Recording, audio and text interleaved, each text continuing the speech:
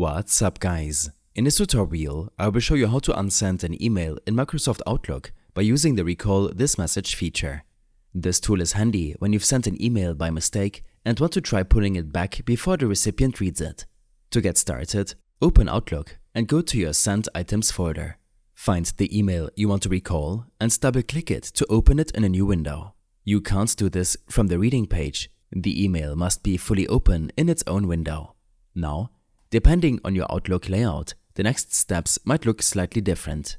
In some versions, you will see a button labeled Actions or More Move Actions near the top ribbon next to the Move button.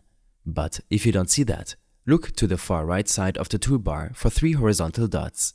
That's the More Commands menu. Click on it and then hover over the actions in the drop-down. From there, click on Recall This Message. A new window will appear giving you 2 options. Delete unread copies of this message, or delete unread copies and replace with new message. If you just want to unsend the message without replacing it, select the first option and click on OK. Outlook will then attempt to recall the email, and you will see a confirmation message saying that it's trying to do so. Remember, if the recipient has already opened the email, the recall won't work. I hope this helped you out. Leave a comment if you have any questions and see you in the next one.